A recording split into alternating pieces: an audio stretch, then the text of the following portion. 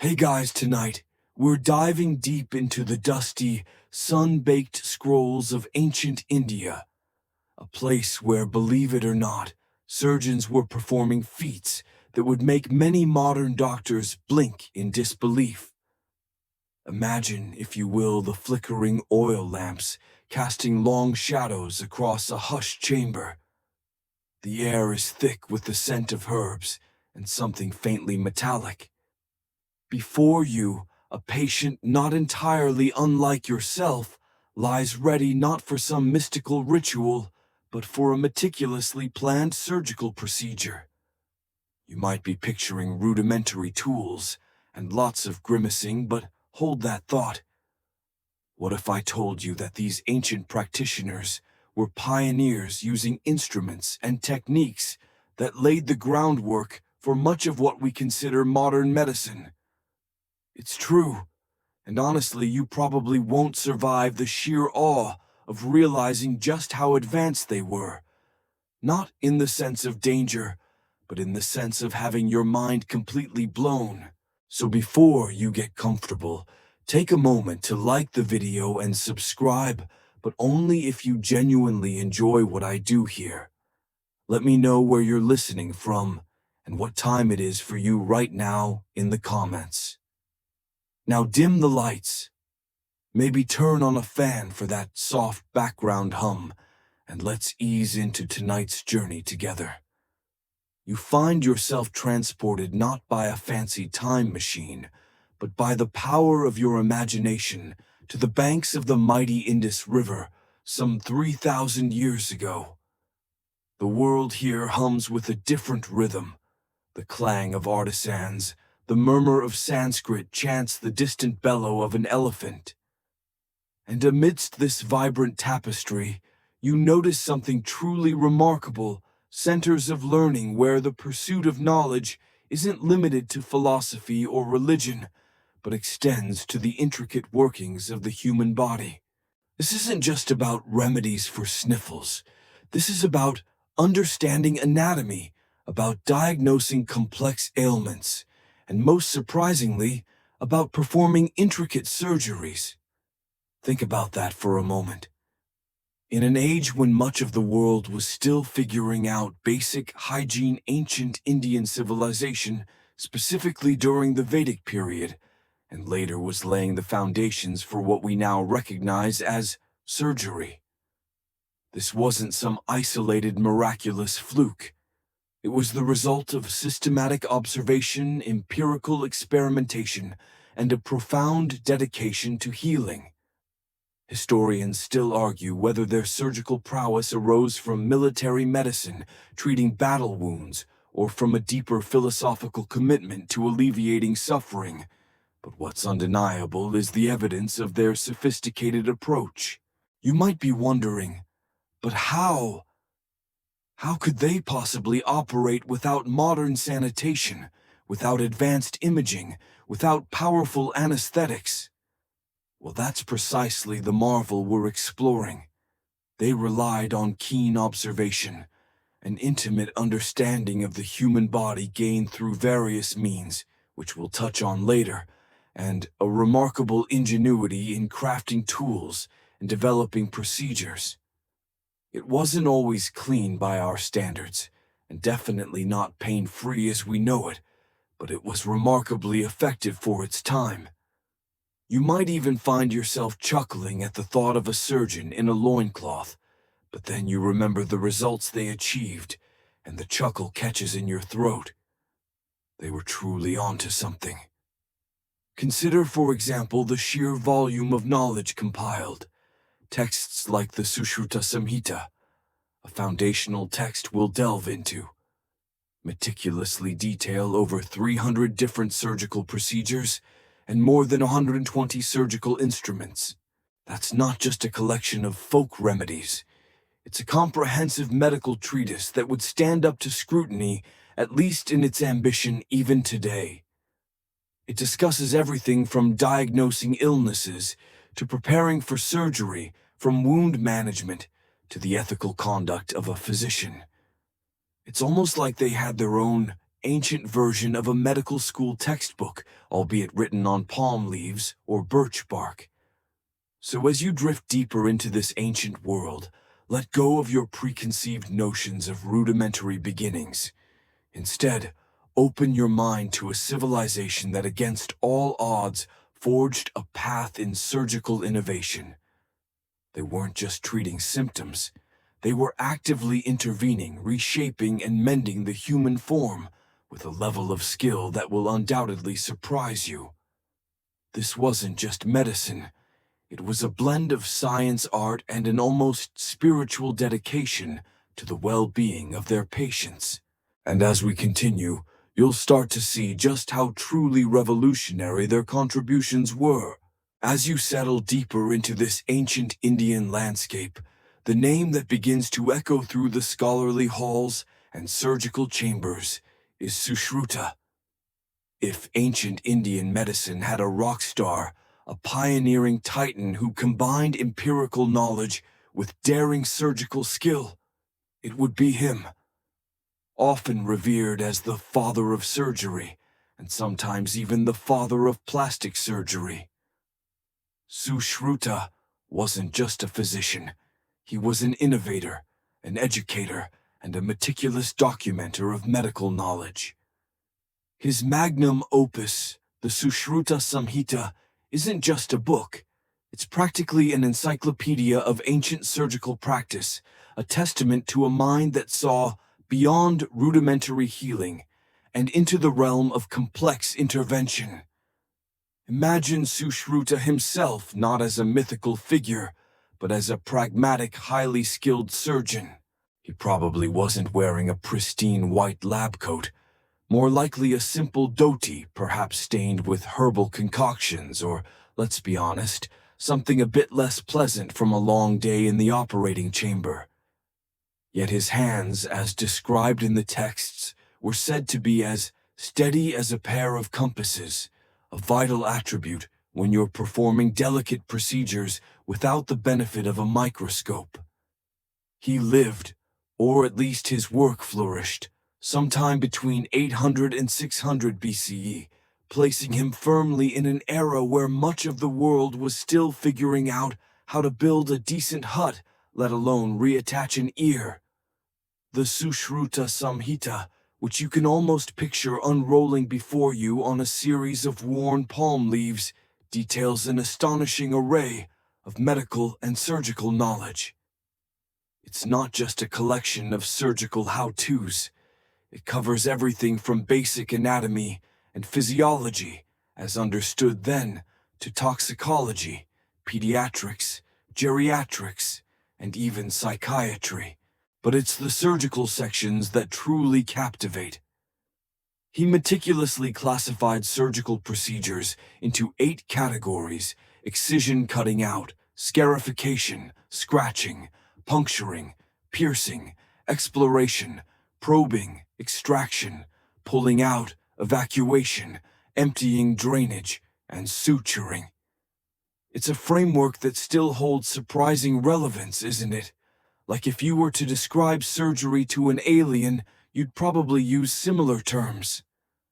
One of Sushruta's most groundbreaking contributions, and a point where historians still argue whether he was the first or merely the most comprehensive documenter, was his detailed description of rhinoplasty, the reconstruction of the nose. Think about that for a second. In an era before selfies, when your nose might be lopped off as a punishment, or in battle, Sushruta developed a technique to reconstruct it using a flap of skin from the cheek or forehead. This wasn't some crude patch-up job. It involved careful measurements, precise incisions, and a deep understanding of tissue viability. It's truly a quirky tidbit that a civilization so ancient was essentially performing what we call plastic surgery today. You might imagine the reaction of someone from ancient Greece seeing a reconstructed nose, probably utter bewilderment followed by a request for a similar procedure. He didn't stop there.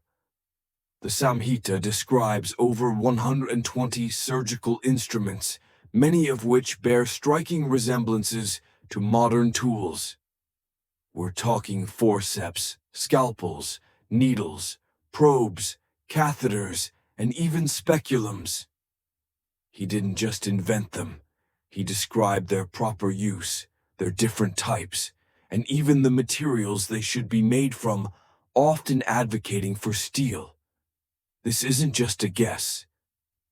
Archaeological findings and textual analysis support the existence and use of such sophisticated instruments. Furthermore, Sushruta emphasized the importance of a surgeon's training. He stressed that a good surgeon must not only possess theoretical knowledge, but also practical experience, including mock operations on vegetables, animal carcasses, and even watermelons, presumably for practice, not for making a very expensive fruit salad. This emphasis on hands-on training, on mastering the craft through practice, was revolutionary and something we still champion in medical education today. He even taught students how to dissect using models, and sometimes even human cadavers, a practice that was quite taboo in many other ancient cultures. This mainstream historical fact of anatomical study really highlights their scientific curiosity. The legacy of Sushruta extends beyond the operating table. He emphasized a holistic approach to healing, integrating surgical interventions with diet, lifestyle, and even psychological well-being. He understood that a patient's recovery wasn't just about the cut, it was about the care. So as you reflect on Sushruta, you're not just thinking about an ancient surgeon, but about the very bedrock of what it means to be a compassionate and skilled medical practitioner. His influence, as you'll see, would ripple far beyond the borders of ancient India. With Sushruta firmly established as our guiding light, let's zoom in on something truly captivating, the very tools these ancient surgeons wielded. You might be imagining crude sharpened stones or rusty bits of metal, but prepare to be genuinely surprised. The Sushruta Samhita details an incredible array of surgical instruments, over 120 different types, categorized and described with a precision that speaks volumes about their advanced understanding of surgical mechanics. This isn't just a mainstream historical fact, it's a testament to ancient ingenuity that truly bridges the millennia. Imagine yourself in an ancient Indian workshop, not unlike a modern high-end surgical instrument manufacturing plant, albeit powered by muscle and fire rather than electricity. You'd see artisans meticulously crafting instruments from various metals, with steel often being the preferred material for its sharpness and durability. Sushruta himself classified these instruments into two main groups: blunt instruments, yantras, and sharp instruments, shastras. This classification alone tells you they had a systematic approach, understanding that different tasks require different tools, just like a modern chef wouldn't use a bread knife to debone a chicken. Let's talk about the blunt instruments first. These weren't for cutting, but for manipulation, extraction, and examination. Picture forceps, some resembling modern alligator or toucan beaks. A quirky tidbit, perhaps a little humorous to think of a surgeon wielding a bird beak-shaped tool, but highly effective for grasping. They had various sizes and shapes for different purposes, extracting foreign bodies, holding tissues, or even pulling out teeth. There were also probes, long slender instruments used for exploring wounds, cavities, or passages. Think of them as the ancient version of an endoscope, albeit without the camera and light. They also used tubes for drainage and speculums for widening orifices to allow better visibility during examinations. Historians still argue whether the complexity of these internal examination tools was fully utilized given the limitations of light and direct visualization, but their existence is undeniable. Now for the sharp instruments, the shastras. This is where things get truly fascinating. They had a variety of scalpels and knives with blades designed for different types of incisions. Some straight, some curved, some with pointed tips for piercing others, with wider blades for excising larger tissues. You can almost feel the weight and balance of one in your hand, its edge honed to a razor sharpness using ancient grinding techniques.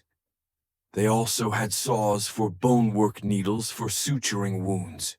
We'll get to those later, and even specialized instruments for procedures like puncturing veins for bloodletting, which was a common practice across many ancient medical systems.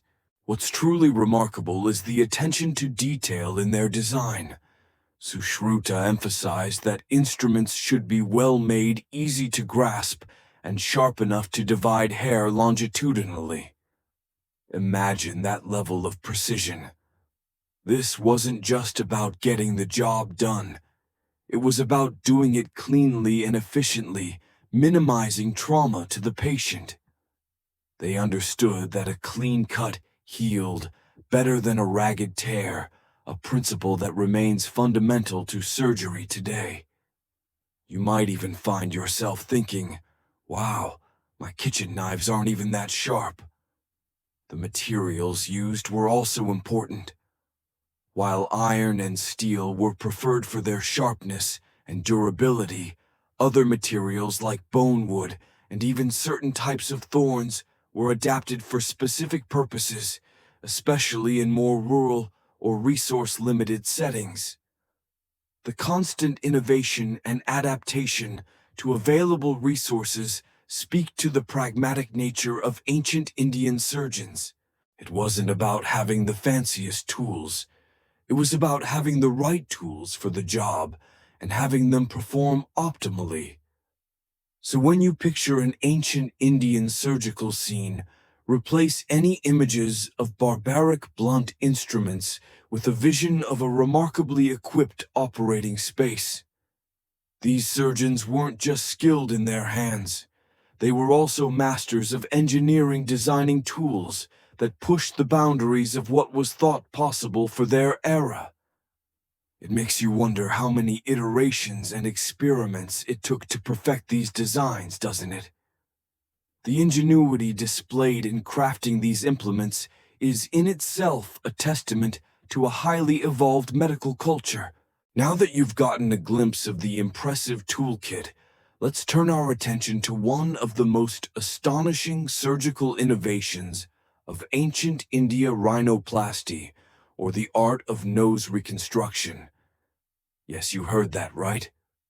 While many historical accounts might lead you to believe plastic surgery is a relatively modern invention, the ancient Indians, particularly Sushruta, were performing highly sophisticated nose reconstructions millennia ago. This isn't just a quirky tidbit. It's a testament to their profound understanding of anatomy and tissue manipulation. Imagine the social context for a moment. In ancient India, as in many parts of the ancient world, nose amputation was a common form of punishment for various crimes, including adultery or theft. Beyond punitive measures, battle injuries or diseases could also disfigure a person's face. Living without a nose, or with a severely damaged one, carried immense social stigma and psychological distress. It wasn't just about aesthetics, it was about dignity and being able to re-enter society. And here steps in the ancient surgeon offering hope and a chance for restoration.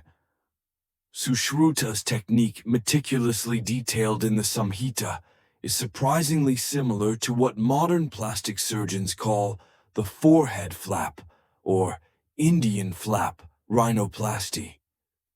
You'd be lying on a mat, perhaps feeling a gentle hand on your forehead as the surgeon prepares. The procedure involved taking a flap of skin from the patient's forehead, specifically a triangular or rectangular piece, leaving one edge attached to maintain its blood supply. This attached edge was crucial, acting like a lifeline to keep the tissue alive. This is a mainstream historical fact that continues to amaze medical historians. Next, the surgeon would carefully measure the size and shape needed for the new nose. They often used a leaf or a piece of paper cut to the dimensions of the original or desired nose as a template. You can almost picture them, perhaps, with a slight furrow in their brow, holding the template against your face, ensuring precision. The skin flap from the forehead would then be carefully rotated and sutured into place over the nasal defect. They would pack the new nasal passages with small tubes made of twigs or reeds to help maintain the shape and prevent collapse as it healed. The precision required for this operation was immense, especially given the lack of modern antiseptics and pain management. The surgeon had to ensure that the blood supply to the flap was maintained, that the sutures were tight but not constricting, and that the new nose was shaped appropriately. It's a procedure that even today, with all our advancements, requires significant skill.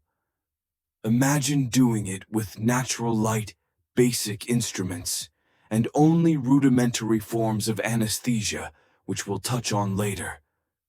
It's enough to make you wince a little, but also marvel. Historians still argue whether the primary motivation for perfecting rhinoplasty was punitive or reconstructive after battlefield injuries, or perhaps even an early understanding of cosmetic enhancement for personal well-being. What's clear, however, is that the technique was effective. Patients, after a period of healing, would regain a recognizable nose, significantly improving their quality of life. This demonstrates a deep empathy from the ancient practitioners, going beyond mere survival to address the psychological and social aspects of injury. It's truly a quirky tidbit that a procedure so advanced, dealing with both form and function, was being performed with such consistency. The impact of this ancient Indian rhinoplasty wasn't confined to its time and place. Knowledge of these techniques, often through Arabic translations of the Sushruta Samhita, eventually found its way to Europe centuries later.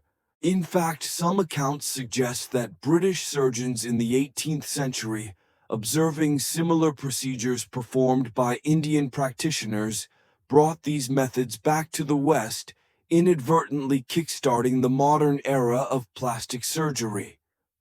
So, in a strange twist of fate, the very foundation of reconstructive surgery, something we see on medical shows today, owes a significant debt to those ancient Indian hands. It's a remarkable lineage for a procedure developed in an era we often dismiss as primitive. From the delicate art of nose reconstruction, let's now shift our gaze to another marvel of ancient Indian surgery, the cataract coup. You heard that correctly.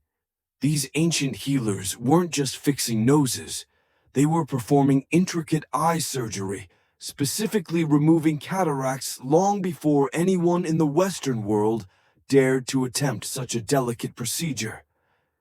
This is a mainstream historical fact that completely reshapes our understanding of early ophthalmology, and it's truly a testament to their surgical daring. Imagine yourself as a patient in ancient India, your vision slowly fading, shrouded by a milky film. This condition, what we now know as a cataract, would have meant a gradual descent into blindness, a devastating loss of independence. But in this era, hope flickered not from mystical chance alone, but from the skilled hands of a surgeon. The procedure known as couching was described in detail in texts like the Sushruta Samhita, long before it was recorded in other parts of the world. The surgeon, with steady hands and perhaps a concentrated squint under the bright natural light, would use a special needle-like instrument, often made of bronze or gold, called a salaka. You can almost feel the tension in the air as the procedure began. The patient would be instructed to stare at their nose to steady the eye, and the surgeon would then meticulously insert the salaka into the eye, often near the limbus, the edge of the cornea. This isn't for the faint of heart, is it? Even picturing it makes you wince a little. The goal wasn't to remove the clouded lens entirely, as is done in modern surgery. Instead, the surgeon would skillfully manipulate the lens, pushing it downwards and to the side, displacing it from the line of sight. The term couching literally comes from the French word coucher, meaning to lay down. Oui. So you're essentially getting your cloudy lens gently but firmly laid down out of the way. This allowed light to reach the retina, once more restoring a degree of vision. It was a remarkable achievement, a quirky tidbit that reveals just how far their anatomical understanding stretched. Of course, this wasn't without its risks. Infection was a constant threat, and the possibility of further damage to the eye was very real. They didn't have antibiotics, remember. However, the fact that they performed this procedure at all, and that it was successful, often enough to become a documented practice, speaks volumes. Post-operative care involved applying warm poultices, herbal medications, and often keeping the patient in a dark room to aid healing and prevent strain. Historians still argue whether the long-term success rates were high enough to justify the risks consistently, but the procedure undoubtedly offered a chance at sight to many who would otherwise have been doomed to darkness. Think about the dexterity required.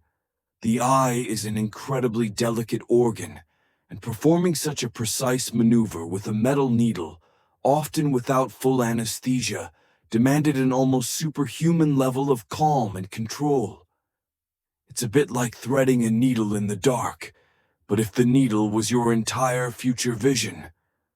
The patience, the meticulous preparation of the instruments, the careful positioning of the patient.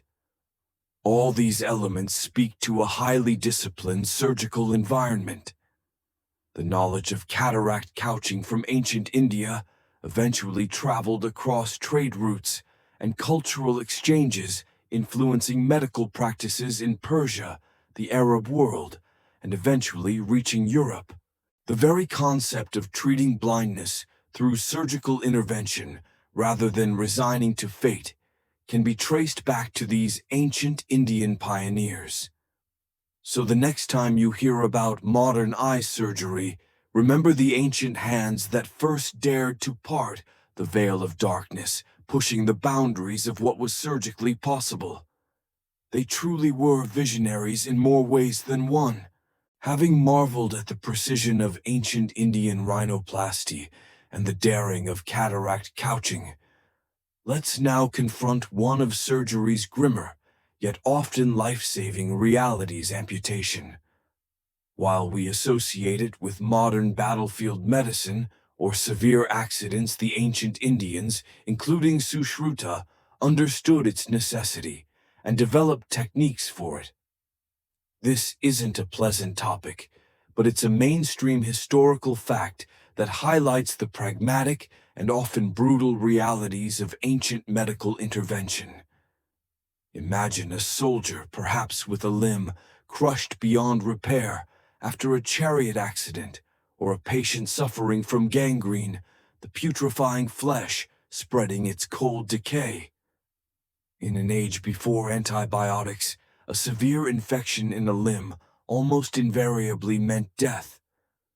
The only chance of survival, a desperate last resort, was to remove the affected limb. You might instinctively flinch picturing the scene, but remember, for that person, it was quite literally a matter of life or death. Sushruta's texts describe the indications for amputation, such as severe trauma, unmanageable fractures, and gangrene.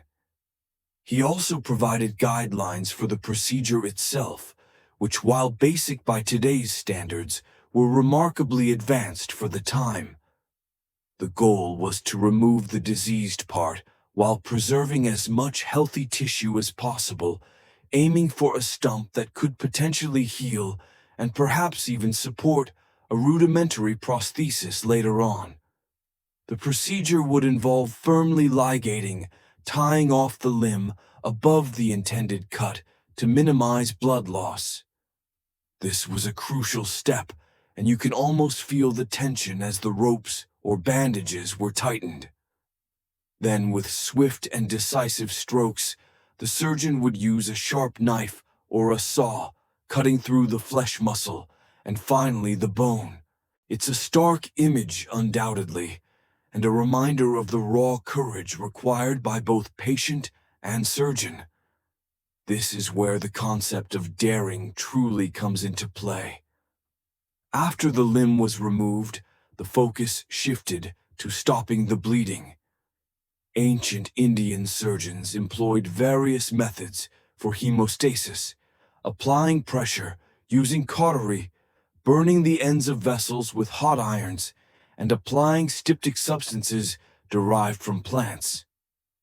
The wound would then be dressed with various herbal preparations known for their antiseptic and healing properties, and you can imagine the layers of balms and bandages carefully applied.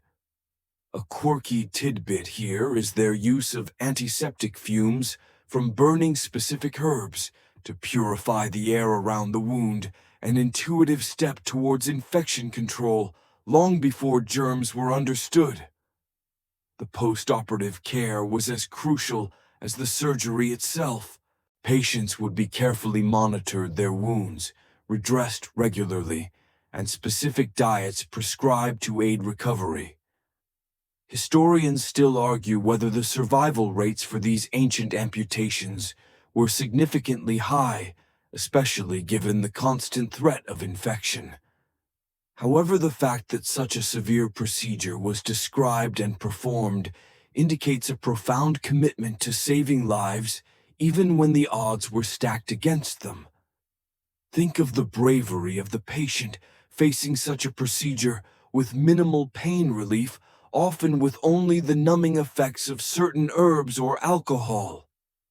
And consider the surgeon operating under immense pressure, knowing that a single misstep could mean the patient's immediate demise. It truly highlights a remarkable level of dedication and skill. It wasn't about comfort, it was about survival. While we might recoil from the simplicity of their methods, we must acknowledge the profound impact of these ancient surgical interventions. Amputation, though brutal, offered a last flicker of hope against otherwise fatal conditions. It underscores the ancient Indian surgeon's pragmatic approach to medicine, an unblinking willingness to perform even the most daunting procedures if it meant preserving life. Having delved into the stark realities of amputation, let's turn to a more common, yet equally challenging aspect of ancient Indian surgery: setting broken bones. Fractures, whether from falls accidents or the inevitable skirmishes of daily life, were a constant occurrence. And just like today, mending them correctly was crucial for a patient's recovery and future mobility. This is a mainstream historical fact that demonstrates their practical approach to musculoskeletal injuries. Imagine yourself perhaps having stumbled down a steep path, your leg twisted unnaturally, a sharp pain radiating from your shin. You know something is terribly wrong. In ancient India, You wouldn't necessarily be rushed to an emergency room for an X-ray. Instead, you'd likely be brought to a skilled bone setter, often a Vaidya physician trained in the surgical arts. These practitioners understood the principles of reduction and immobilization with surprising clarity. Sushruta's texts provide detailed instructions on how to manage different types of fractures and dislocations. Their approach revolved around several key steps: alignment, anjana, immobilization, bandhana, and rehabilitation, bojana and lapana. You can almost hear the soft rustle of cloth as the surgeon begins their work. First, the fractured bone needed to be reduced, meaning the broken pieces had to be realigned as closely as possible to their original position. This often involved manipulation, gentle traction, and sometimes a firm but controlled application of force. You might imagine the surgeon's hands strong yet sensitive, feeling for the correct alignment. This process, even today, can be uncomfortable, and in ancient times it was undoubtedly a test of endurance for the patient. A quirky tidbit here is that they sometimes use the weight of the patient's own body, or even gentle counter-traction from assistants to achieve proper alignment, almost like an ancient, low-tech traction table. Once aligned, the fracture needed to be immobilized to allow the bone to heal without displacement. For this, they fashioned splints from a variety of natural materials.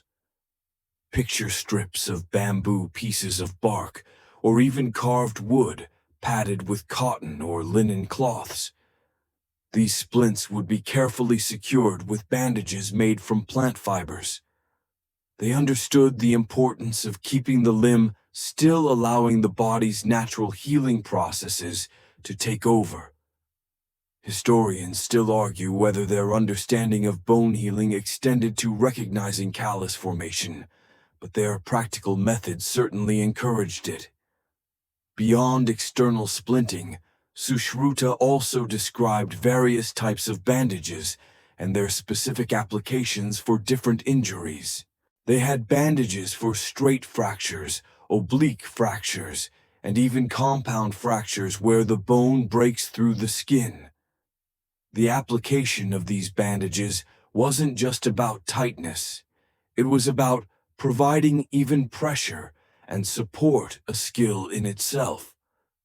Post-reduction care also involved the application of herbal pastes, lapana, and medicinal oils to the skin around the injury. These concoctions were believed to reduce swelling, alleviate pain, and promote healing. You can almost smell the earthy, pungent aroma of these poultices. Dietary recommendations were also part of the healing process, with emphasis on foods believed to strengthen bones and tissues. The rehabilitation phase was also considered important. After a period of immobilization, gentle exercises and massage were often recommended to help restore mobility and strength to the limb. This holistic approach, recognizing that healing wasn't just about fixing the break, but restoring function, truly sets them apart. So while we might have advanced imaging and precision internal fixation devices today, the fundamental principles of fracture management, reduction, and immobilization were clearly understood and practiced in ancient India. It's a reminder that sometimes the simplest solutions applied with skill and knowledge are the most enduring. They weren't just bone setters. They were early orthopedists laying the groundwork for modern fracture care. From mending broken bones, let's move to a part of the body that often gives us trouble. Even today, our teeth. You might think ancient dentistry was limited to pulling rotten teeth with pliers, and while extraction certainly occurred, the ancient Indians had a more nuanced approach to dental dilemmas than you might expect. This isn't just a mainstream historical fact, It's a glimpse into the surprising sophistication of early oral hygiene and minor interventions. Imagine a dull ache starting in your molar, a persistent throb that makes eating a misery. In ancient India, this wasn't just dismissed as fate. The Sushruta Samhita, our ever-present guide, actually dedicates sections to diseases of the mouth, throat, and teeth, demonstrating an awareness of oral health that went beyond mere toothaches. For common tooth decay, their primary approach was preventative, good oral hygiene. Yes, you heard that right. They advocated for regular cleaning of teeth and gums using various natural tools. Picture yourself first thing in the morning, taking a twig from a specific tree, perhaps a neem tree, and chewing its end until it frayed into a brush-like texture. This toothbrush was then used to clean the teeth, and the sap from the twig itself had natural antiseptic and antimicrobial properties.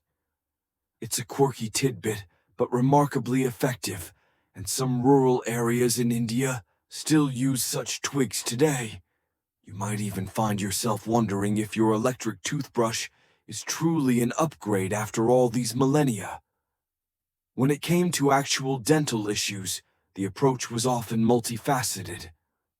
For toothaches, they would apply herbal pastes and poultices directly to the affected tooth or gum, using ingredients known for their pain-relieving and anti-inflammatory properties, like garlic cloves or specific roots. Think of it as a very earthy, very ancient form of topical anesthetic. For more severe decay or abscesses, extraction was indeed a procedure. The Samhita describes different types of forceps, sandamsha yantras, specifically designed for pulling teeth. You can almost hear the sigh of relief mixed with a grimace as a troublesome tooth was finally removed. However, they also seem to have understood the importance of careful extraction, aiming to avoid damage to surrounding teeth or jawbone.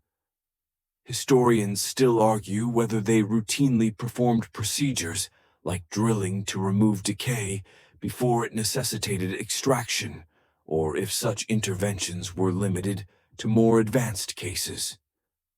The texts suggest an understanding of caries, but the practical application of removing decay was likely rudimentary. Beyond extractions, they also dealt with gum diseases. The texts describe various conditions affecting the gums, from swelling and bleeding to pus formation, and recommended treatments often involved medicated gargles and applying astringent pastes to tighten and heal the gum tissue. It's almost as if they were performing a rudimentary form of periodontics. Another fascinating aspect was their approach to broken teeth or loose teeth. While they couldn't perform complex restorative dentistry like fillings as we know them, they did attempt to stabilize loose teeth using various bonding agents, or by tying them to stronger adjacent teeth with gold wire. This is a truly fringe tidbit, a glimpse into a very early form of dental splinting, suggesting an attempt to preserve teeth rather than simply remove them. Imagine the patience and delicate hand required to wrap a tiny gold wire around a wobbly tooth. So while you wouldn't be walking out of an ancient Indian dental clinic with a sparkling new crown or a perfectly filled cavity, you would find practitioners who understood the importance of oral hygiene, who could alleviate pain, and who possessed the tools and knowledge to perform extractions and even some basic stabilizing procedures.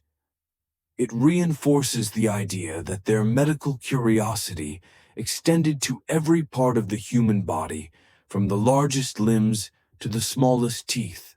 Having explored the specificities of dental care, let's broaden our scope to a universal challenge in medicine, both ancient and modern: healing wounds. Whether from battle accident or surgical incision, a wound if not properly managed, could lead to infection and death. The ancient Indian surgeons, far from simply bandaging and hoping for the best, developed sophisticated approaches to wound care, from antiseptics to sutures. This is a mainstream historical fact that underlines their pragmatic and holistic view of healing. Imagine a gaping laceration, perhaps from a fall, or a clean cut after a surgical procedure you just endured. In ancient India, the immediate concern, just like today, would be to control bleeding and prevent infection. You wouldn't find bottles of hydrogen peroxide, but you would encounter a remarkably effective array of natural remedies and techniques designed for these very purposes.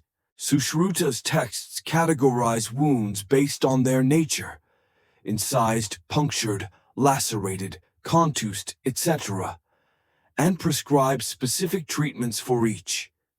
This shows a nuanced understanding of wound dynamics. For fresh wounds, the first step was often cleaning. While they didn't understand germ theory, they intuitively recognized the importance of removing foreign matter. Wounds would be washed with water, often warm, and sometimes with decoctions of antiseptic herbs. You can almost feel the gentle cleansing, followed by a soothing sensation from the herbal washes. Next came the crucial task of hemostasis, or stopping the bleeding. Besides ligating vessels during major amputations, for smaller wounds, they used various methods: direct pressure, applying cold compresses, and interestingly using cautery with heated irons for persistent bleeders. This is a quirky tidbit that, while seemingly barbaric, was a highly effective way to seal blood vessels in an emergency. Imagine the sizzle and smell, a vivid sensory detail that underscores the harsh realities of ancient surgery.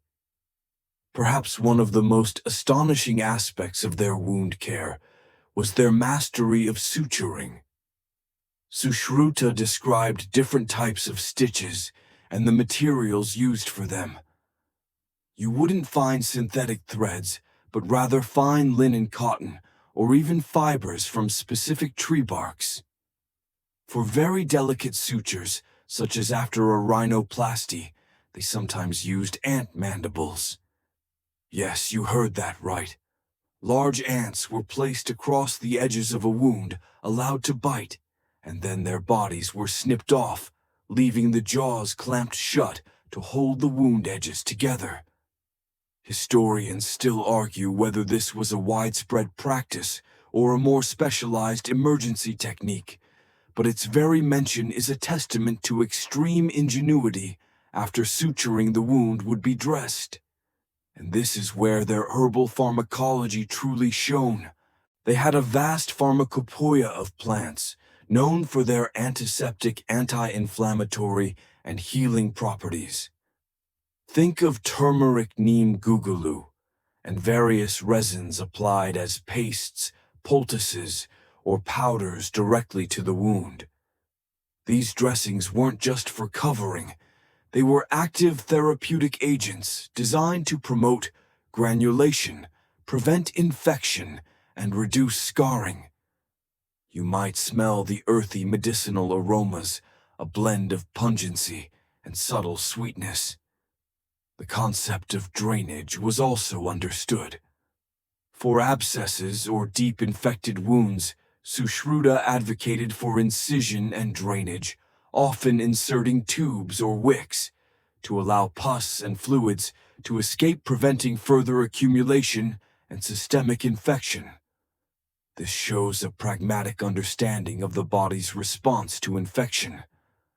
The comprehensive nature of their wound management, from cleaning and stopping bleeding to suturing and dressing with medicated herbs, reveals a highly organized and empirical approach. They observed what worked, documented it, and refined their techniques. It underscores that surgery wasn't just about the cut. It was about the entire healing journey, a principle that remains central to medicine even today. Now that we've explored the diligent care of wounds, let's confront one of the most persistent challenges for any surgeon, ancient or modern: pain. You might be dreading this part, imagining agonizing procedures, but the ancient Indians weren't entirely without methods for anesthesia's early whispers. While certainly not the deep unconscious states achieved with modern general anesthesia, they did employ various techniques to alleviate suffering during surgical procedures. This is a mainstream historical fact that showcases their innovative, if rudimentary, attempts at pain management. Imagine yourself about to undergo a procedure, perhaps a complex fracture reduction or a delicate eye surgery. The fear of pain would be palpable. Ancient Indian texts don't describe a single powerful anesthetic that would render you completely unconscious throughout the entire operation. Instead, they relied on a multi-pronged approach, aiming to dull sensation, induce a state of stupor, or simply calm the patient enough to tolerate the procedure. One of the primary methods involved the use of sedative herbs and alcoholic beverages. You can almost taste the bitter, potent concoctions they would offer. Plants like cannabis, bhanga, datura, and poppy papaver, somniferum, from which opium is derived, were known for their narcotic properties. These would be administered orally, often mixed with alcohol prior to surgery. The goal was not total unconsciousness, but rather a state of reduced awareness, drowsiness, and pain tolerance. A quirky tidbit is that the texts sometimes refer to a substance called samohini, believed to induce a profound state of insensibility, though its exact composition and widespread use are still debated by historians. Was it a specific blend or a generic term for powerful sedatives? Historians still argue about the precise efficacy and combination of these substances for deep anesthetic effects. Beyond internal medications, they also employed physical methods to reduce pain. Pressure applied to specific nerve points or even rapid movements to distract the patient's attention were sometimes used. Imagine a firm hand pressing down on a particular spot on your limb just before an incision, hoping to momentarily overwhelm the pain signals. It's a very hands-on, direct approach to a complex problem. Another crucial aspect was the psychological preparation of the patient. The surgeon and their assistants would often speak calming words, reassuring the patient and attempting to instill a sense of trust.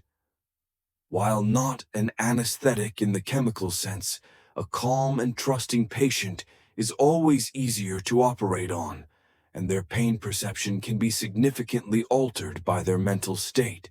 It's almost like ancient hypnotherapy, gently nudging the mind towards acceptance rather than panic. For localized procedures, they might have used cold application or topical pastes derived from plants known for their numbing properties. Think of applying something icy to an area before a minor incision, a basic principle still employed today with ice packs or cooling sprays. It's important to acknowledge that despite these efforts, pain was an undeniable reality of ancient surgery. There would have been significant discomfort, and operations would have been performed as swiftly as possible to minimize the patient's ordeal. The surgeon's dexterity and speed were not just a mark of skill, but a measure of compassion. You might find yourself grateful for modern advances and for the fact that you won't be offered a cannabis-infused wine before your next dental checkup. So while we don't find a direct equivalent to modern anesthesia, The efforts of ancient Indian surgeons to mitigate pain through herbal remedies, alcohol, and psychological reassurance were truly pioneering. They understood that easing the patient's suffering was a vital component of successful surgery, demonstrating a compassionate and pragmatic approach to the human experience of pain. Having explored the brave attempts at pain management, let's now consider how these remarkable skills were passed down through generations. How did one become a surgeon in ancient India? It wasn't by simply reading a few scrolls. It involved a rigorous and deeply immersive process of training the healers. This is a mainstream historical fact that highlights the sophisticated educational system in place for aspiring medical practitioners.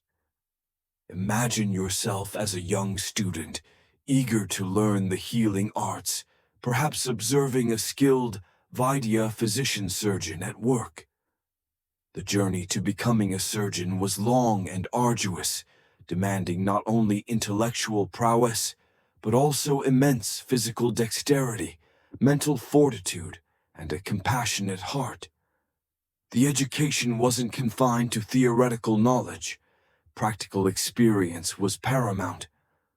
The process typically began with a period of intense theoretical study. Students would memorize vast amounts of knowledge from texts like the Sushruta Samhita, learning about anatomy, physiology, pathology, diagnosis, and the properties of various medicinal plants. This wasn't just rote memorization. It involved deep understanding and discussion. You can almost see the students gathered around a guru, debating the intricacies of a particular ailment or surgical approach. Historians still argue about the exact duration of these theoretical studies, but it's clear it was a multi-year commitment, laying a strong intellectual foundation. However, Sushruta himself emphasized that theoretical knowledge alone was insufficient. He famously stated that a physician who is well-versed in only one branch of knowledge, either theoretical or practical, is like a bird with one wing. This powerful metaphor underscores the absolute necessity of practical training. And this is where things get truly fascinating, and frankly, a little quirky. To master surgical techniques without harming real patients. Initially, students practiced on various inanimate objects. Picture this: they would learn incisions on vegetables, like gourds or cucumbers, practicing the clean, precise cuts needed for different surgical procedures. For suturing, they might use strips of leather or cloth. A quirky tidbit: they practiced venipuncture, drawing blood on lotus stems filled with water to perfect their aim and control the flow. Imagine the patience required to master such delicate maneuvers on a plant stem. They also practiced managing abscesses by puncturing leather bags filled with mud or pus-like substances. These simulations were vital for developing the muscle memory and precision required for actual operations. Beyond inanimate objects, students also gained experience with animal anatomy. While explicit details are scarce in some texts, it's believed they studied and sometimes performed procedures on animal carcasses to understand internal organs and tissue layers. This hands-on anatomical exploration, though perhaps rudimentary by modern standards, was revolutionary for its time and provided an invaluable understanding of the living body. You might find yourself slightly grossed out by the idea, but also impressed by their commitment to empirical learning. The culmination of this training was the apprenticeship under an experienced master surgeon. Here, students would observe actual surgeries, assist with procedures, and gradually take on more responsibility as their skills developed. This mentorship was crucial providing direct real-world experience under expert guidance. The guru would assess not just technical skill, but also the student's temperament, their calmness under pressure, their compassion, and their ethical conduct. The emphasis on ethical conduct was also a cornerstone of their training. Students were taught a strict code of ethics, emphasizing patient welfare, confidentiality, and integrity. This wasn't just about cutting, it was about caring.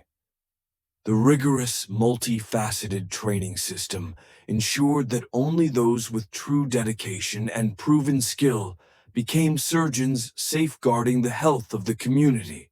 Having explored the rigorous training of ancient Indian surgeons, let's now pivot to a concept that feels incredibly modern, yet was understood and prioritized thousands of years ago: hygiene's hidden importance. You might be picturing a world devoid of soap and sterile environments, but ancient Indian medical texts reveal a surprising attention to cleanliness and infection prevention long before germ theory was even a glimmer in anyone's eye. This is a mainstream historical fact that demonstrates an intuitive grasp of public health. Imagine yourself in a surgical chamber in ancient India. While it wouldn't look like a gleaming modern operating theater, you wouldn't necessarily be surrounded by filth. There was a conscious effort, albeit based on observation rather than microbiology, to maintain a clean environment for healing. They understood that certain conditions led to better outcomes, even if the why was attributed to subtle energies or imbalances rather than microscopic pathogens. Sushruta in particular emphasized the importance of cleanliness for both the surgeon and the patient. The surgeon was expected to maintain personal hygiene, including clean hands and trimmed nails. You can almost see the surgeon washing their hands, not with antibacterial soap, but perhaps with natural cleansers, like astringent herbal waters, before a procedure. This wasn't just a ritual, it was a practical step that, whether they knew it or not, reduced the transfer of harmful substances. The instruments themselves received careful attention. After use, surgical tools were typically cleaned and often heated or exposed to smoke from purifying herbs. While this wasn't sterilization in the modern sense, the high heat would certainly kill many microorganisms. Think of a blacksmith heating metal in a forge. That same intense heat would have been applied to instruments. A quirky tidbit: some texts even suggest specific rituals for purifying instruments, blending practical cleanliness with spiritual reverence, an interesting fusion of science and belief. Historians still argue whether the intent was purely pragmatic, removing visible contaminants, or if there was an underlying unarticulated awareness of bad influences, germs that could cause disease. The surgical area itself would also be prepared.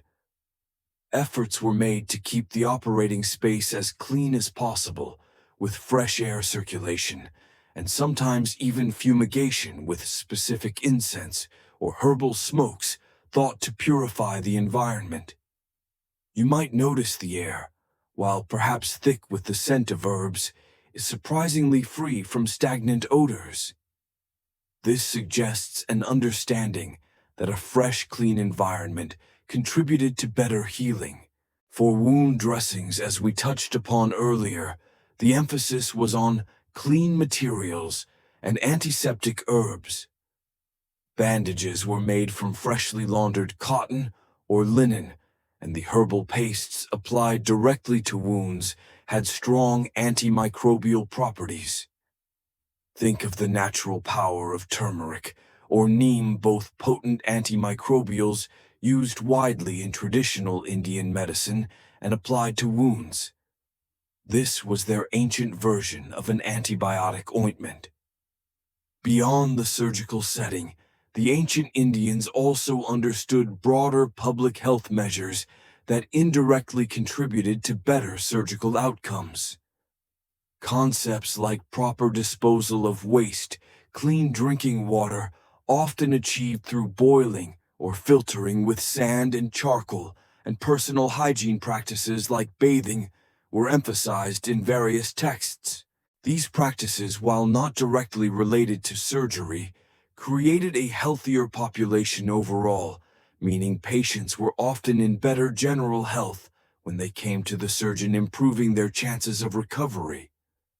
So while the germ theory of disease was millennia away, the intuitive understanding of cleanliness and its role in preventing illness and aiding recovery was remarkably advanced in ancient India. It shows that observation and careful deduction, even without microscopes, can lead to surprisingly effective practices. They understood that a clean body and a clean environment were fundamental to the healing process, a timeless truth that resonates with us even today. Having explored the often overlooked importance of ancient Indian hygiene, let's now turn our attention to the unsung heroes of their medical toolkit, the plants. While we've discussed impressive instruments and daring procedures, the true bedrock of ancient Indian healing lay in their profound knowledge of herbal allies, surgical aids. The vast pharmacopoeia of Ayurveda, their traditional system of medicine, provided a potent array of natural compounds that supported every stage of surgical practice, from pain relief to wound healing. This is a mainstream historical fact that showcases their deep connection to the natural world. Imagine yourself walking through an ancient Indian garden, not just for aesthetic pleasure, but for its profound medicinal utility. Every leaf, root, and flower held potential. The Vaidyas, the physician-surgeons, were not only skilled with a scalpel, but were also master botanists and pharmacists, understanding the intricate properties of thousands of plants. You'd likely see rows of vibrant aromatic herbs, their purposes meticulously categorized and memorized. For surgical procedures, these herbal allies served multiple critical functions. As we touched upon with anesthesia plants like cannabis bhanga and datura datura, were used for their sedative and narcotic properties to help manage pain and induce a state of stupor during operations. Imagine the earthy, slightly pungent smell of these preparations as they were being brewed for a patient. It's a quirky tidbit that some of these same plants are still used in medicine today, albeit in much more refined and controlled forms. Beyond pain management, herbs were absolutely vital for wound care and infection prevention. Turmeric, curcuma, longa, for instance, was a ubiquitous antiseptic and anti-inflammatory. You can almost see the vibrant yellow powder being sprinkled on a freshly dressed wound, its potent properties going to work. Neem Azadirachta indica, with its powerful antimicrobial properties, was used for washes and pastes. Guggulu commiphora, Whitei, a resin with anti-inflammatory and healing qualities, was another common ingredient in wound dressings. These weren't just folk remedies. Their effectiveness is increasingly being validated by modern scientific research. For stopping bleeding hemostasis, various astringent herbs and plant derivatives were applied topically. These plants contained tannins that would help constrict blood vessels and promote clotting. Think of a natural poultice being pressed firmly against a bleeding wound, slowly stemming the flow. Furthermore, herbs played a crucial role in post-operative recovery and internal healing. Specific plants were used to strengthen the body, boost immunity, and aid in the regeneration of tissues. Dietary recommendations too often included medicinal foods and herbal tonics designed to support the patient's recovery from within. Historians still argue about the exact mechanism by which they believed these herbs worked, whether it was a direct chemical action or an influence on the body's subtle energies doshas, but their empirical observations of effectiveness were clear. The knowledge wasn't just about individual plants, it was about synergistic combinations. They understood that blending different herbs could enhance their effects or mitigate side effects. This sophisticated understanding of herbal pharmacology allowed them to create complex formulations tailored to specific conditions and individual patients. It's a bit like an ancient pharmaceutical company, but with Mother Nature as the sole supplier. So while the surgical instruments were sharp and the techniques daring, it was often the quiet power of these herbal allies that underpinned the success of ancient Indian surgery. They provided pain relief, prevented infection, aided healing, and supported the patient's overall recovery. This profound botanical knowledge truly illustrates the holistic and deeply interconnected approach of ancient Indian medicine, demonstrating that sometimes the most effective solutions are found in nature's own pharmacy. From the intricate world of herbal remedies, let's now broaden our perspective to encompass something truly foundational to ancient Indian medicine: the mind-body connection. Unlike many modern medical systems that often compartmentalize physical ailments, ancient Indian surgery was deeply integrated within a holistic framework that recognized the profound influence of a person's mental, emotional, and spiritual state on their physical health and recovery. This isn't just a philosophical musing. It's a mainstream historical fact that shaped their entire approach to healing. Imagine yourself as a patient in ancient India facing a daunting surgical procedure. You wouldn't just be viewed as a collection of diseased organs or broken bones. Instead, the Vaidya, the physician-surgeon, would consider your entire being, your constitution, prakriti, your mental state, your lifestyle, and even your spiritual well-being. This was not merely bedside manner. It was an integral part of the diagnostic and treatment process. The fundamental principle here is Ayurveda's concept of the three doshas, Vata, Pitta, and Kapha, representing different energies or humors within the body. While seemingly abstract, these doshas were believed to govern all physiological and psychological functions. An imbalance in these doshas was seen as the root cause of disease, and surgery was just one tool in restoring that balance. So for a surgeon, understanding a patient's dominant dosha and their current imbalances was crucial for predicting how they might respond to a procedure and for planning their post-operative care. You might find yourself a little skeptical about these energetic concepts, but consider how modern medicine now acknowledges the profound impact of stress and mental health on physical recovery. They were onto something even if their explanations differed. This holistic view meant that preoperative and post-operative care extended far beyond the physical wound. Before surgery, patients might undergo rituals, dietary adjustments, and even meditative practices to calm their minds and prepare their bodies. The aim was to reduce anxiety, enhance resilience, and optimize the body's innate healing capabilities. You can almost feel the soothing presence of the practitioner guiding you through breathing exercises or calming chants. During recovery, the emphasis on the mind-body connection was even more pronounced. Patients were not just given herbal medicines. They were encouraged to maintain a positive mental outlook. Specific diets, lifestyle recommendations, and even spiritual practices were prescribed to promote healing. For example, if a patient was deemed to have an excess of vata associated with anxiety and instability, calming herbs and practices would be recommended to soothe their nervous system and aid recovery. It's a quirky tidbit that a surgeon would be concerned with your inner humors as much as your external wound.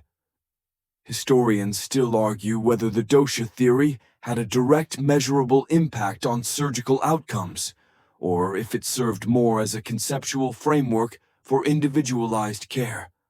However, what is clear is that this holistic approach likely improved patient compliance, reduced psychological stress, and potentially enhanced the body's natural healing processes. A patient who feels cared for as a whole person, not just a broken part, often recovers better. The ancient Indian texts on surgery consistently emphasized the qualities required of a good surgeon, not just technical skill and knowledge, but also compassion, courage, humility, and a keen sense of observation. These qualities speak directly to the understanding that healing is not purely mechanical. It involves empathy and an awareness of the patient's inner world. It's not just about what you cut out or put back in. It's about the entire human experience of illness and recovery. So as you reflect on the surgical marvels of ancient India, remember that they weren't just skilled technicians. They were holistic healers who recognized the profound and inseparable link between the mind and the body. Their approach reminds us that true healing encompasses not just the physical dimension, but also the mental, emotional, and spiritual well-being of the individual. Building upon the fascinating concept of the mind-body connection, let's now consider how the principles of ancient Indian medicine extended beyond individual treatment to influence wider societal well-being, making them true public health pioneers. You might imagine public health as a modern concept driven by epidemiology and statistics, but the ancient Indians understood the importance of community health in a remarkably progressive way. This is a mainstream historical fact that showcases their foresight. Imagine a thriving ancient Indian city, perhaps along a bustling river. While individual patient care was paramount, the ancient texts, particularly those rooted in Ayurvedic principles, also laid down guidelines for maintaining the health of the broader community. This wasn't about mass vaccinations, but about understanding environmental factors, sanitation, and even social behaviors that impacted collective well-being. One of the most fundamental aspects was their emphasis on clean water. You might think this is obvious, but in many ancient civilizations, access to safe drinking water was a major challenge leading to widespread disease. Ancient Indian texts discuss methods for purifying water, including boiling, filtering through sand and charcoal, and even exposing water to sunlight or specific herbs to kill impurities. A quirky tidbit. Some texts mention using alum or nirmali seeds to coagulate suspended particles, a very early form of water clarification. Historians still argue about the widespread implementation of these purification methods across all social strata, but their detailed description points to a clear understanding of water's role in health. Beyond water waste management was also addressed. While not as sophisticated as modern sewage systems, there were practices for the proper disposal of human and animal waste to prevent the spread of disease. You can imagine designated areas for waste or systems for its removal from residential zones, aiming to prevent accumulations that would attract pests and harbor pathogens. This pragmatic approach to environmental hygiene was a significant public health measure, even if the underlying germ theory was unknown. Personal hygiene, as we touched upon earlier, was not just for surgeons. Daily bathing, oral hygiene using those neem twigs, and cleanliness of clothing were strongly advocated for everyone. These practices, while often interwoven with religious rituals, had tangible public health benefits by reducing the spread of infections. You might envision daily scenes of people bathing in rivers or public wells, contributing to a generally cleaner populace. Furthermore, ancient Indian medicine often provided guidelines for diet and nutrition that had public health implications. Recommendations for seasonal eating, balanced meals, and the consumption of fresh, wholesome foods were commonplace. While tailored to individual doshas, the general principles promoted a healthy lifestyle that would reduce the incidence of various diseases, thereby lessening the burden on medical practitioners. It's almost like an ancient dietary pyramid, guiding communities toward better eating habits. The very structure of urban planning in some ancient Indian cities reflects an intuitive understanding of public health. Considerations for ventilation, natural light, and the separation of residential areas from animal enclosures or waste zones all contributed to healthier living environments. Finally, the role of the Vaidya extended beyond treating individual patients. They were often seen as guardians of community health, offering advice on preventing epidemics, educating people on healthy living, and even participating in civic discussions related to well-being. Their knowledge wasn't confined to the bedside, it permeated society. So while ancient Indian surgeons were skilled with their scalpels, their medical system also embraced broader public health principles that aimed to prevent disease on a community level.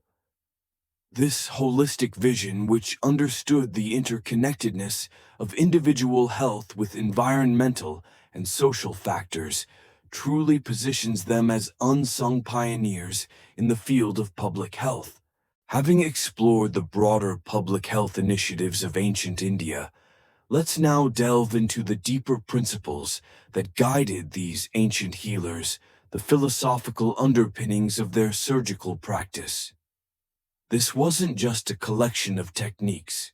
It was a discipline rooted in a profound worldview, ethical considerations, and a spiritual approach to life and healing. This is a mainstream historical fact that reveals the depth of ancient Indian thought. Imagine yourself as an aspiring surgeon in ancient India, not just learning how to cut and suture, but also contemplating your role in the universe. The practice of medicine, including surgery, was considered a noble and sacred profession, deeply intertwined with spiritual and philosophical concepts from Vedic traditions and later Ayurveda. It wasn't merely a job, it was a calling, a path to dharma, righteous conduct. One of the most significant philosophical foundations was the concept of ahimsa, or nonviolence. You might find this a surprising principle for surgeons whose work inherently involves cutting and causing pain. However, ahimsa in this context meant minimizing harm as much as possible, performing surgery only when absolutely necessary to prevent greater suffering or death. It implied a deep respect for life, even when intervention was required.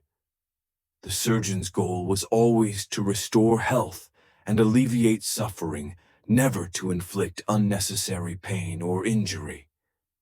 This ethical commitment shaped every decision from diagnosis to post-operative care. Another crucial underpinning was the concept of karma, the belief that one's actions, good or bad, would have consequences in this life or the next. instilled a strong sense of responsibility in the physician.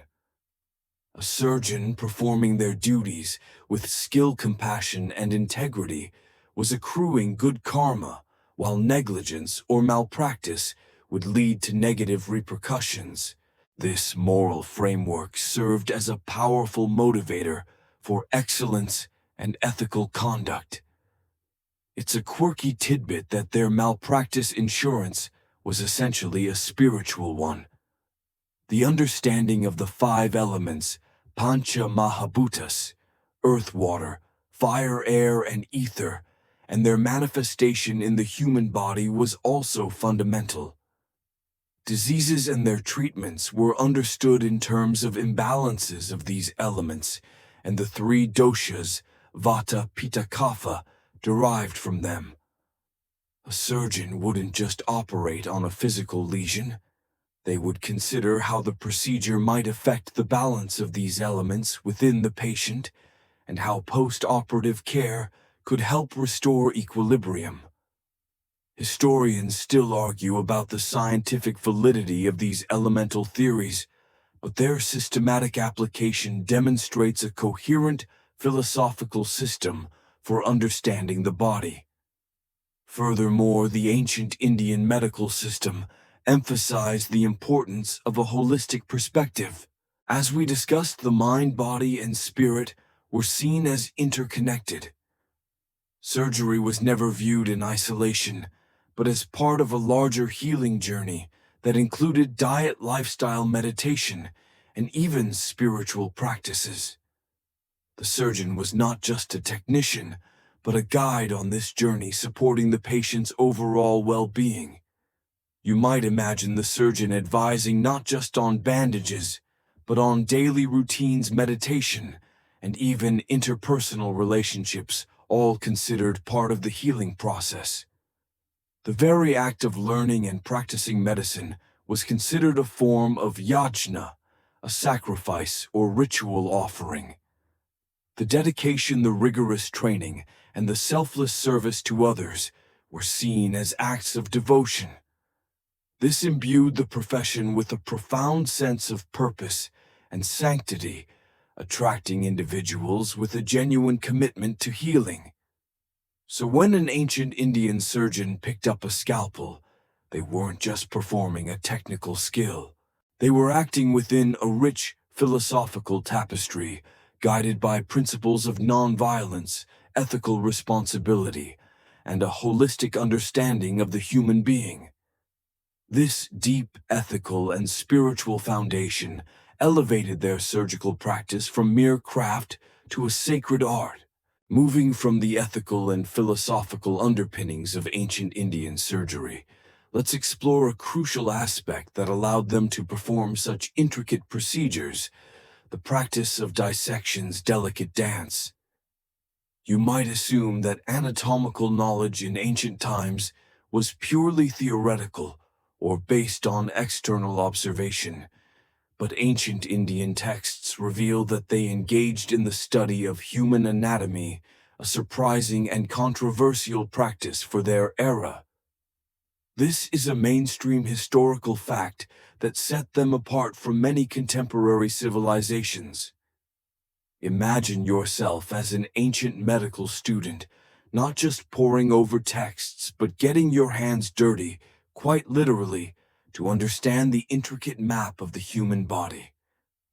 The Sushruta Samhita explicitly describes a method for dissecting human cadavers. This was a truly remarkable practice, especially considering that in many other ancient cultures, and indeed in parts of the world, for centuries afterwards, the dissection of human bodies was taboo, considered sacrilegious, or simply not practiced. Historians still argue about the frequency and scale of these dissections, but the detailed descriptions leave no doubt that they occurred. The method described by Sushruta is intriguing and resource-adaptive. Since they didn't have refrigeration, preserving cadavers was a challenge. The text recommends immersing a dead body, preferably of an individual who died naturally, not violently, and without major illness in a flowing river for several days. This process would allow the soft tissues to decompose, making it easier to expose the deeper structures. You can almost picture the current gently washing over the submerged form, preparing it for study. Once the body had softened sufficiently, it would be removed and meticulously scraped, layer by layer, with brushes made of various materials, such as grass bark or bamboo. This systematic scraping allowed the students to progressively expose and study the muscles, nerves, blood vessels, bones, and internal organs.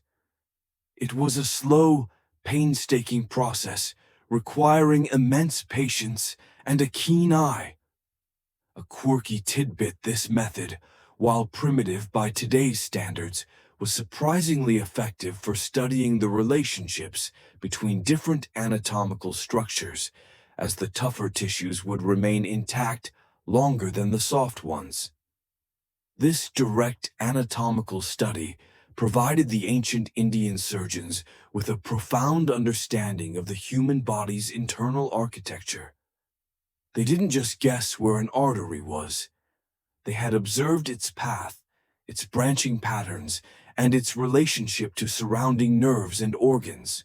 This knowledge was absolutely critical for performing complex surgeries like rhinoplasty or cataract couching, where precision and avoiding vital structures were paramount. You might find yourself thinking, that's one way to learn anatomy, definitely not for the squeamish. The emphasis on anatomical knowledge wasn't just for surgical procedures. It also informed their understanding of diseases, allowing them to better diagnose and treat various ailments. Their knowledge of the circulatory system, though not as complete as modern understanding, was impressive for its time, and their descriptions of nerves and muscles were remarkably accurate. The practice of dissection underscores the empirical and scientific bent of ancient Indian medicine. They weren't satisfied with abstract theories alone. They sought direct observation and practical understanding. This willingness to push societal and religious boundaries for the sake of knowledge is a testament to their dedication to healing. It was a bold step, a delicate dance between respect for the dead and the desperate need to understand life that ultimately laid a crucial foundation for their surgical advancements.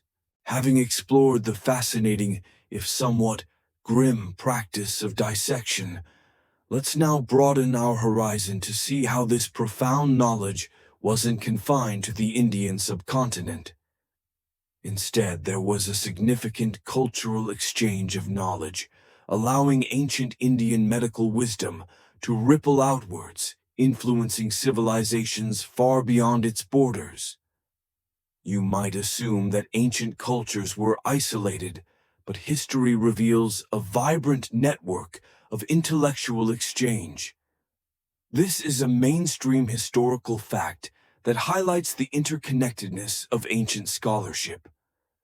Imagine trade routes not just carrying silks, spices, and precious stones, but also parchment scrolls, oral traditions, and the very ideas that could save lives. Ancient India, strategically located at the crossroads of major trade routes, became a hub of intellectual commerce. Its sophisticated medical knowledge, particularly its surgical innovations, was highly sought after. One of the earliest and most significant pathways for this transmission was through Persia, modern-day Iran, and the Arab world. During the Sasanian period in Persia, 3rd to 7th centuries CE, there was considerable interest in Indian sciences, including medicine. Many Indian scholars and physicians were invited to Persia, and their texts, including the Sushruta Samhita, were translated into Pahlavi, the official language of the Sasanian Empire. You can almost picture scribes meticulously translating complex medical terms ensuring the knowledge was preserved and disseminated. This was a crucial first step in its journey westward. From Persia, this knowledge was absorbed and further developed by the flourishing Islamic Golden Age. Arab scholars, with their insatiable thirst for knowledge, translated these Pahlavi texts into Arabic. Physicians like Al-Razi Razis and Avicenna ibn Sina integrated elements of Indian medicine, including surgical techniques, into their own comprehensive medical treatises. Avicenna's Canon of Medicine, a monumental work, drew upon Greek, Roman, and Indian sources, becoming a foundational text for centuries in both the Islamic world and later Europe. It's a quirky tidbit that techniques like rhinoplasty, which we discussed earlier, found their way into European surgical practices through these very Arabic translations, sometimes hundreds of years later. Think of the bustling libraries and academic centers in Baghdad, Damascus, and Cairo, where scholars from diverse backgrounds converged, exchanging ideas and building upon the accumulated wisdom of various cultures. This wasn't just a simple transfer. It was a process of assimilation, critique, and further innovation. Historians still argue about the exact proportion of influence each culture had on the other during these periods of intense exchange, but the clear presence of Indian medical ideas in later Arabic works is undeniable. Beyond the Middle East, there is evidence of Indian medical influence reaching as far as Greece and Rome. While the direct translation of surgical texts might have been less common, the exchange of ideas, herbal knowledge, and philosophical concepts certainly occurred through trade and cultural interactions. You might imagine a Greek physician discussing wound care with an Indian merchant, subtly picking up new insights. The impact of this cultural exchange is profound.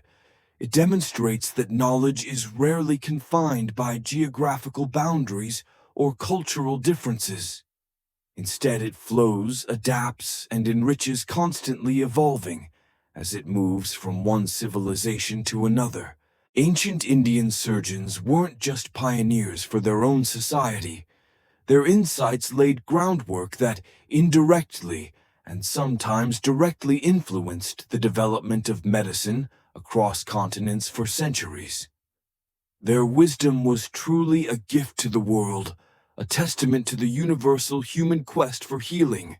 Having traced the impressive flow of ancient Indian medical knowledge across continents, let's now consider the enduring impact of these innovations. The legacy endures, weaving threads of ancient wisdom into the very fabric of modern medicine, often in ways we don't immediately recognize. You might think of modern surgery as a completely separate entity born of recent scientific breakthroughs, but the principles and even some techniques pioneered millennia ago still resonate. This is a mainstream historical fact that bridges ancient ingenuity with contemporary practice. Imagine yourself in a modern operating room, sterile and humming with technology. While the equipment, the lighting, and the depth of anesthesia are light years ahead, if you squint a little, you might just see echoes of ancient Indian surgical philosophy.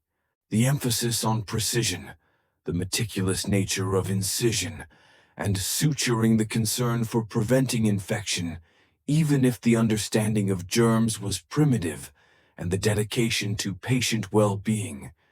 These are timeless principles that were clearly articulated in texts like the Sushruta Samhita. Consider the forehead flap rhinoplasty, which we discussed earlier. This technique, first described by Sushruta, was rediscovered and popularized in Europe, much later becoming the cornerstone of reconstructive nasal surgery. It's a remarkable testament to the foresight of those ancient practitioners that a method developed with rudimentary tools remains fundamentally sound and widely used today. It's almost as if they left behind blueprints for future generations to rediscover and refine. A quirky tidbit: the term Indian flap still pops up in plastic surgery textbooks, a direct linguistic link to its ancient origins. Beyond specific techniques, the very concept of surgical specialization can be traced back in part to ancient India. While not as rigidly defined as modern specialties, the emphasis on certain areas like eye surgery or obstetrics in different schools of thought hinted at an early form of focused expertise. Sushruta himself was clearly a master surgeon, demonstrating a level of surgical focus beyond general practice. Historians still argue about the precise degree of specialization that existed versus a generalist Vaidya who might perform some surgeries, but the detailed surgical sections of their texts certainly suggest a high level of dedicated surgical skill. The holistic approach of ancient Indian medicine, with its focus on the mind-body connection, diet, and lifestyle in recovery, has also seen a resurgence in modern integrative medicine. Today, doctors increasingly recognize that a patient's mental state, nutritional status, and overall lifestyle significantly impact their healing process. So that ancient emphasis on treating the whole person rather than just the disease is now a cutting-edge concept. You might even find your modern doctor recommending mindfulness or specific dietary changes, much like an ancient Vaidya. The meticulous documentation of procedures, instruments, and even ethical guidelines in texts like the Sushruta Samhita provided a systematic framework for medical education and practice. This tradition of recording knowledge, analyzing outcomes, and passing it down through generations is a fundamental precursor to modern scientific inquiry and medical scholarship. They weren't just doing surgery, they were building a medical science. So while millennia separate us from the ancient Indian surgeons, their spirit of innovation, their dedication to precision, their commitment to patient care, and their holistic vision continue to inspire. Their legacy is not just etched in old texts, it resonates in every operating room, every medical school, and every attempt to heal the human body today. They truly were giants whose shoulders we often unknowingly stand upon. As we conclude our journey through the astonishing world of ancient Indian surgery, having recognized its profound and enduring legacy, let's finally turn to the tantalizing prospect of the unknown, the whispers of uncharted waters. You might think that after millennia, everything worth discovering about these ancient practices has been unearthed. But the truth is, there are still mysteries, debates, and untold stories lingering in the historical ether. This isn't just about what we know, it's about what we still seek to understand. Imagine yourself as an archaeological historian sifting through fragments of ancient texts, deciphering inscriptions, and examining artifacts. While texts like the Sushruta Samhita provide incredible detail, they are not exhaustive, and gaps in our understanding persist. For instance, the precise social status and daily lives of these surgeons remain somewhat elusive. Were they revered intellectuals, or more akin to skilled artisans? How widely accessible was their advanced care to the common person versus the elite?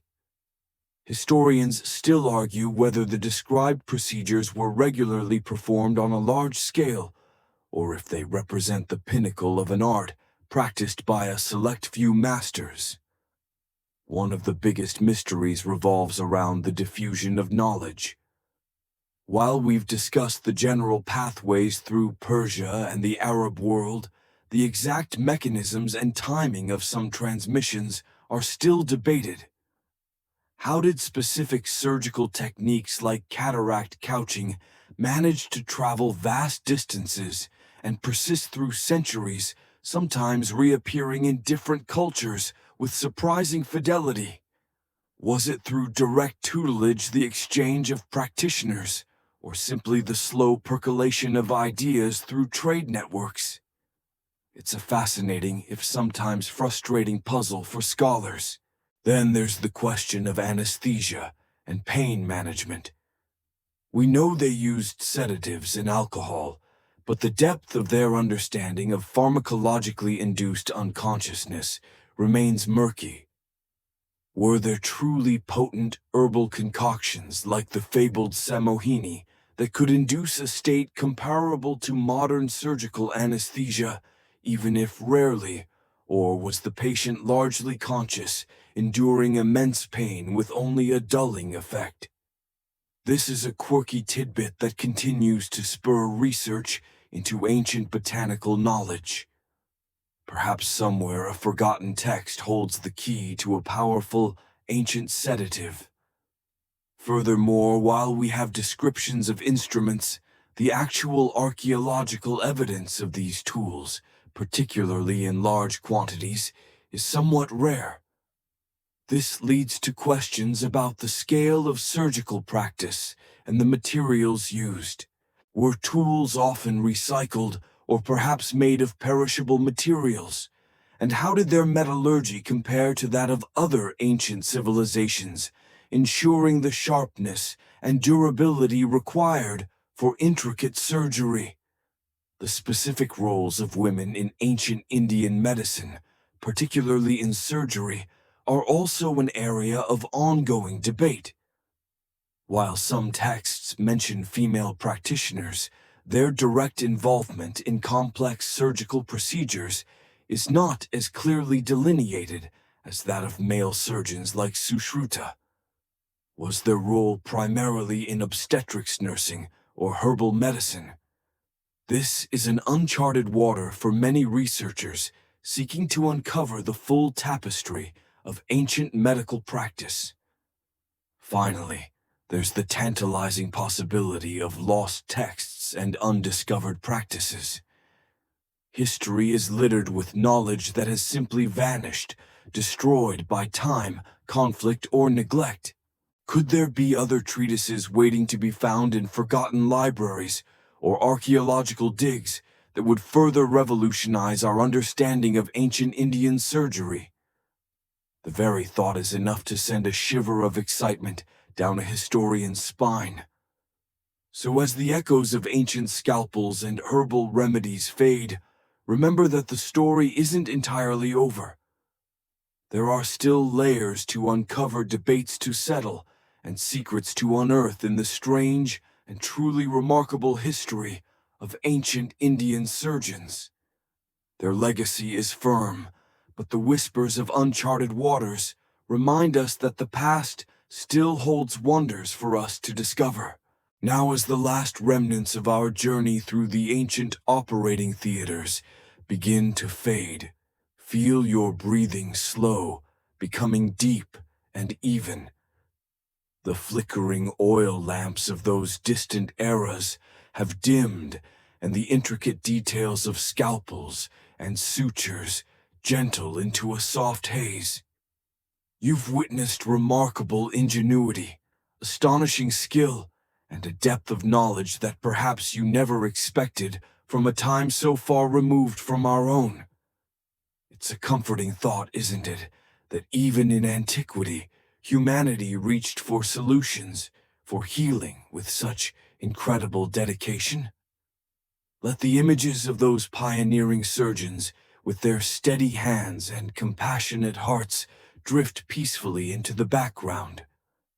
There's no need to hold on to every fact or every detail now. Just the comforting hum of history, a gentle lullaby whispered across millennia.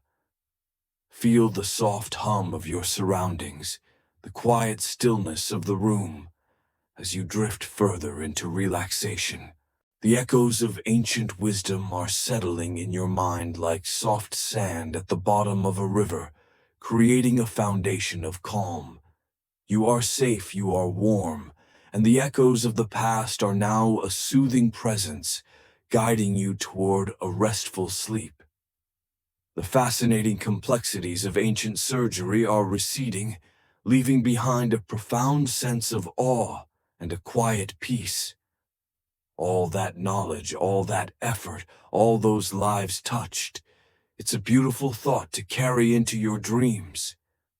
Rest easy now.